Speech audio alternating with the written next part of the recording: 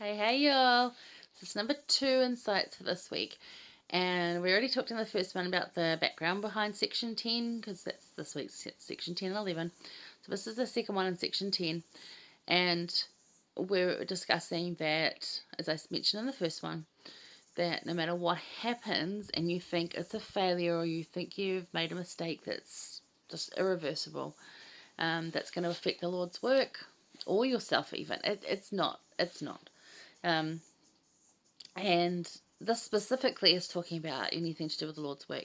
And I've discussed this with a missionary sister who thought, if I could just do better, then I would have converted more people if I'd done that way. And she was guilt tripping over it. I'm like, honey, no. If those people need to come into the Lord, it will happen. You did everything you could.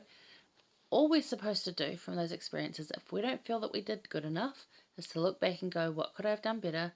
And then work on that. So this is the thing that we're really about around here. Don't beat up on yourself for the past. Just try and make your future better. Keep trying. Keep giving it a shot. Because it's effort, not perfection. That's what we're about right around here. Because, I muck up a lot. So, this is a good one.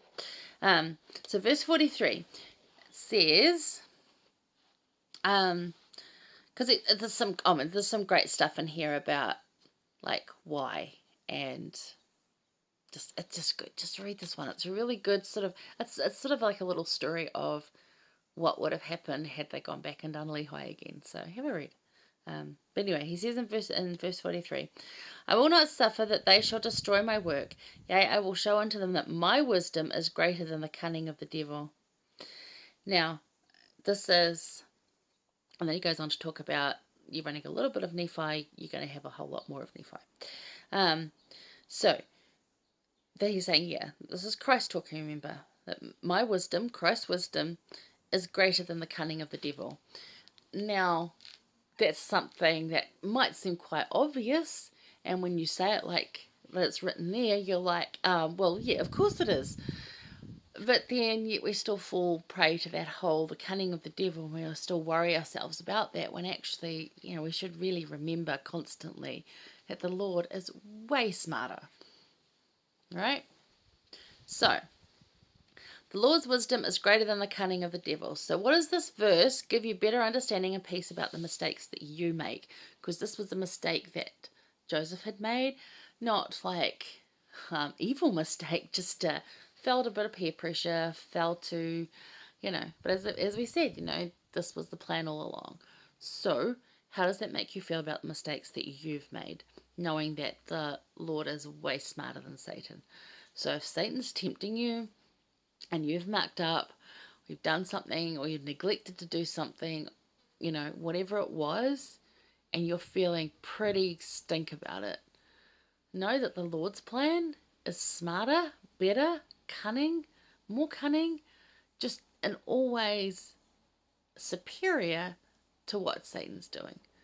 So that no matter what you've done and mucked up, the Lord has a plan, and that plan makes it all better, if you're willing to embrace it and do it. And that's the key. So that if you sit around and do nothing about it, then you're going to be stuck there. Simple as that. Whereas if you get up and keep moving, and I'm going to try again, I'm going to keep going at this, I'm going to follow what the Lord wanted me to do, I'm going to give it another shot, better. So that's what we always talk about, because we don't beat ourselves up on the past, we work to the future. Alright, so do the very best you can and improve every day, because it's the thing. You're not comparing yourself to others around you. You're comparing yourself, if anything, to what you were yesterday. And are you a little better today? Or are you doing today, with as best you can? Because that's all you need to do. Because you can, even like each day, it's just not comparative to each other. You could have a whacking headache today, whereas yesterday you didn't. So you're going to feel a bit different. So are you doing the best you can right now? That's all you got to do. And don't compare it to anything. Just get up and try. Nothing in God's plan will fail because you did. Because you made a mistake and you failed in that thing. Failure is not the end of the world. Failure is not damaging to your perfection. Failure is just like, oh, that didn't work. Okay. As I said, failure is not bad. Failure is not bad. It's learning, and reframe and say, I haven't done that yet, or I haven't achieved that yet. I'm still going to give it another shot. I'm still going to try. Haven't done that yet. Because we are a work in progress. That's what we are. Now, somehow, when I was looking for quotes for these this week, I've got 3 from Elder Uchtdorf, and they all run consecutively. So maybe Elder Uchtdorf just talked a lot about this. I don't know, but they really worked. So the first one, to go with this one, is the heavens will not be filled with those who never made mistakes. So right.